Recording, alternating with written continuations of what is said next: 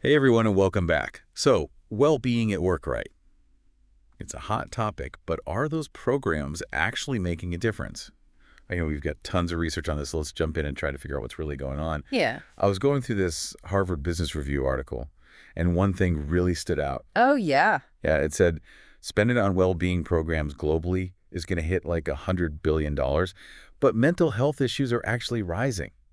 It's like, what? Yeah, it does feel like something's a bit off, doesn't it? Totally. This HBR article makes a pretty strong argument that a lot of these programs miss the mark because they're focused on the individual, like all about, meditation apps or quick therapy sessions, trying to change how employees react, but not really looking at the work environment itself. Like, Right. is that actually the root cause of the stress? Yeah, it's like putting a Band-Aid on a broken leg. You got to fix the actual problem. Exactly, it's a Band-Aid approach. And the article actually calls this care washing.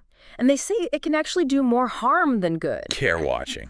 Oh, okay. I haven't heard that one before. Yeah, so think of it this way. Have you ever felt like your company was kind of just going through the motions with well-being? No? Like they're offering yoga, but then expect you to be answering emails all weekend? Yeah. That's care washing in action. It's all about appearances without addressing the real underlying issues. They give this really interesting example in the article. Imagine someone you know who's super stressed out at work, and their company offers them a mindfulness app.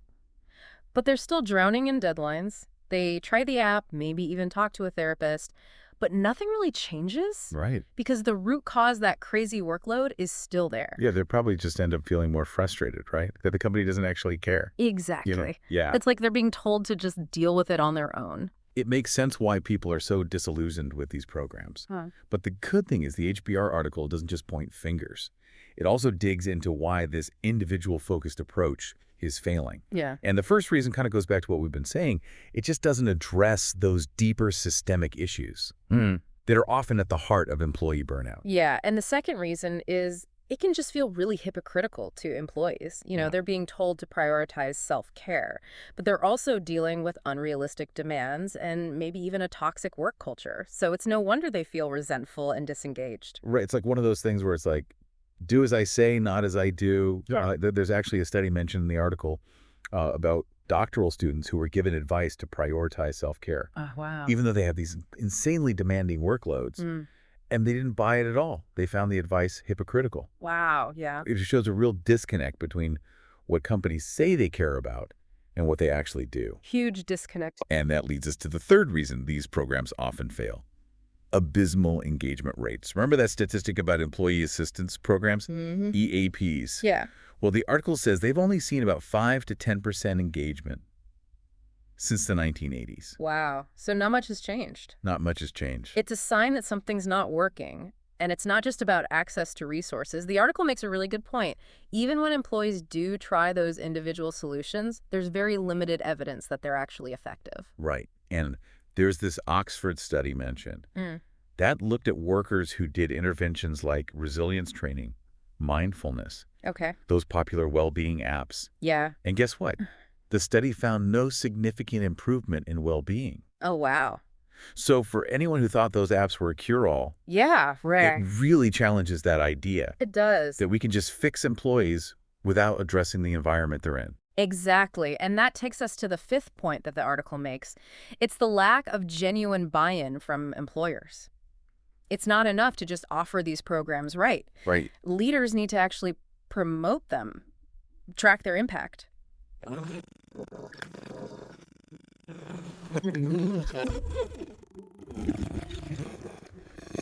That commitment from the top. No wonder these programs are falling flat.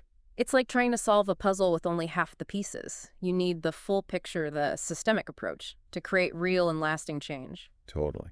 Okay, so we've talked about how just focusing on fixing the individual doesn't really work. Yeah. We need a more like bigger picture approach, right? Yeah. One that tackles the actual system within workplaces that are causing the stress and burnout in the first place. Yeah. But what does that even look like? I bet our listeners thinking, okay, cool, this all sounds great, but how do I actually change the system? Right. Well, the article talks about this shift. From an I frame, that's that individual focus, to an S frame, which means looking at the entire system.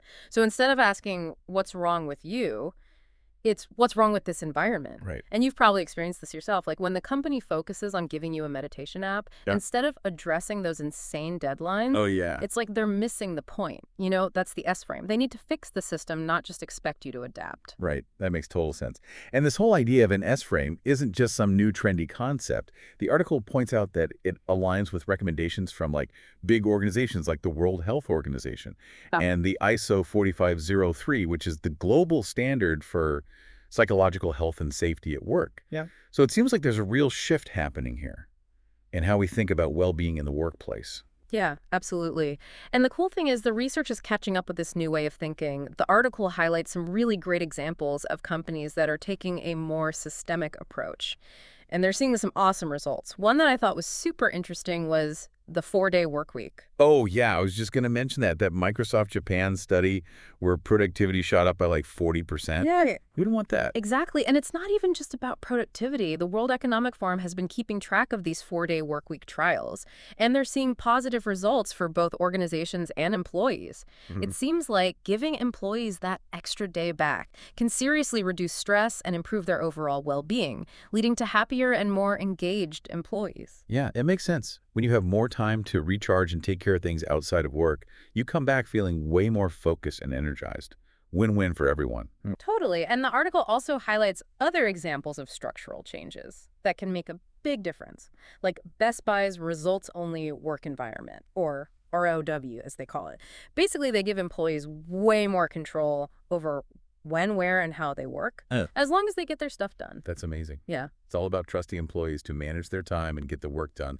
I feel like that kind of flexibility would be a huge stress reliever. And the research actually backs that up. Studies have shown that ROWE can lead to less work-life conflict and even better health behaviors. Another cool example is Slack's Focus Fridays, where they dedicate Fridays to uninterrupted work. Oh, interesting. It gives them time for deep work and less distractions, which can lead to more productivity and less stress. So it seems like a key theme here is giving employees more flexibility and control over their schedules. But I'm guessing it's not as easy as just saying, okay, everyone go work whenever you want. Right. No, you're right. The article makes this really important point. When making these kind of systemic changes, you need to have clear goals. And you need ways to measure if it's working. You can't just throw stuff at the wall and hope it sticks.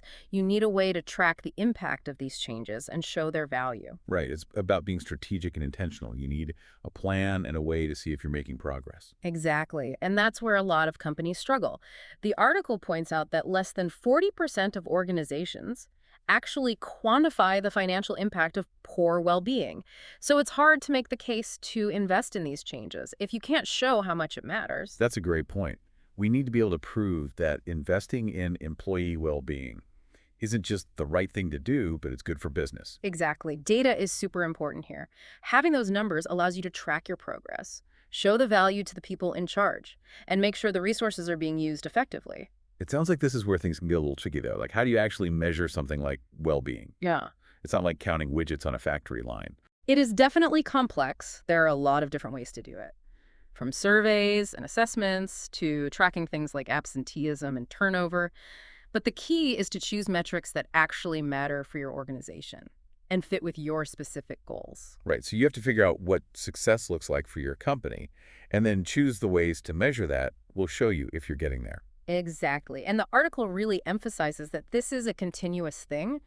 You need to be always looking at the data, making adjustments, and learning as you go. It's not a one-time fix. So it's about creating a culture of continuous improvement, where you're always trying to find ways to boost well-being and create a more supportive work environment.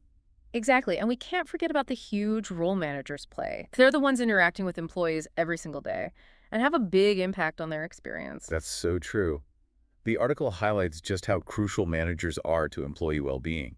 They actually cite this study that found that improving a manager's people skills from the 10th to the 90th percentile can cut turnover by a crazy 60%. Wow, that's huge. It shows you just how much influence they have. Right.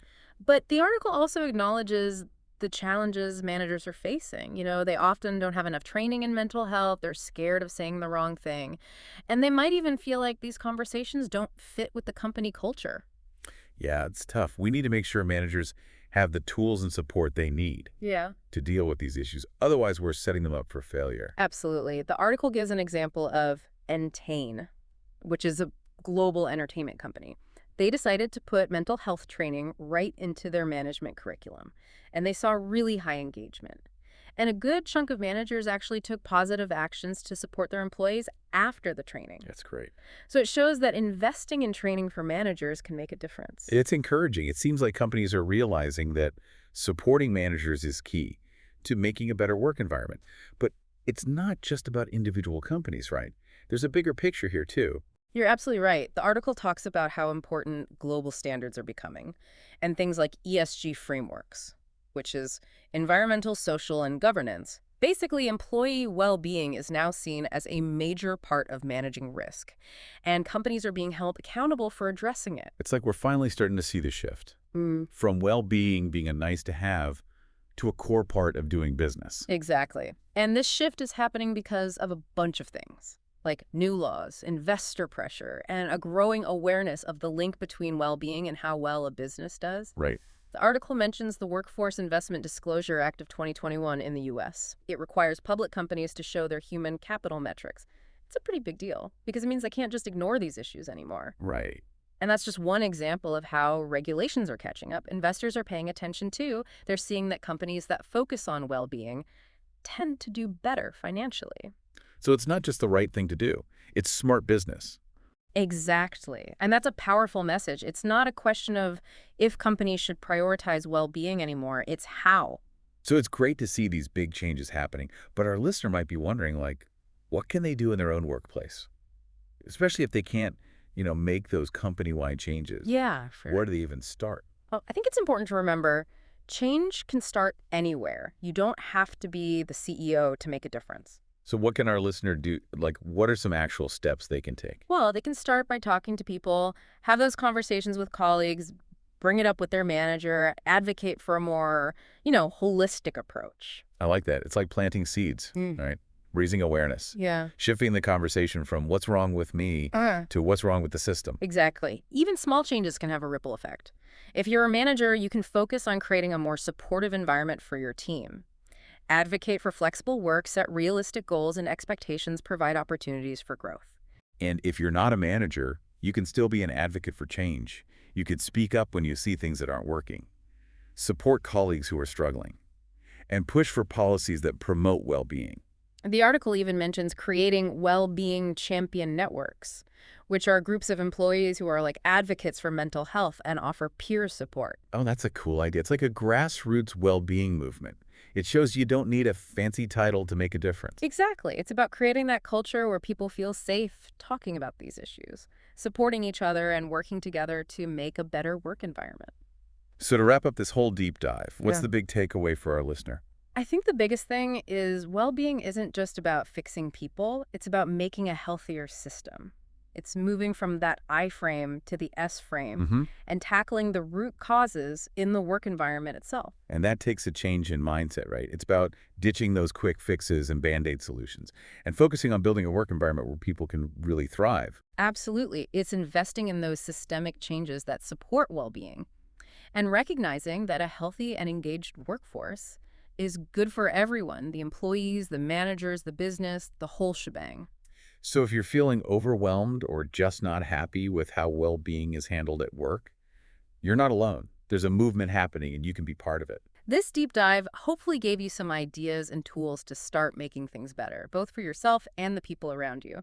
Remember, change is possible, and it usually starts with someone speaking up and saying, hey, we can do better. And if you need expert help to navigate all this and create a truly awesome workplace, reach out to the Strengths Company. We bring well-being and employee experience design together to help companies address those things that impact employee well-being.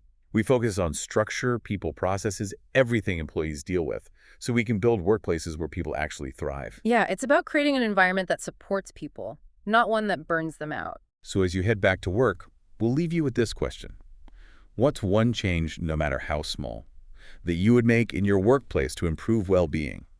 Not just for you, but for everyone around you. Keep learning, keep asking questions, and keep pushing for a better way to work. Until next time.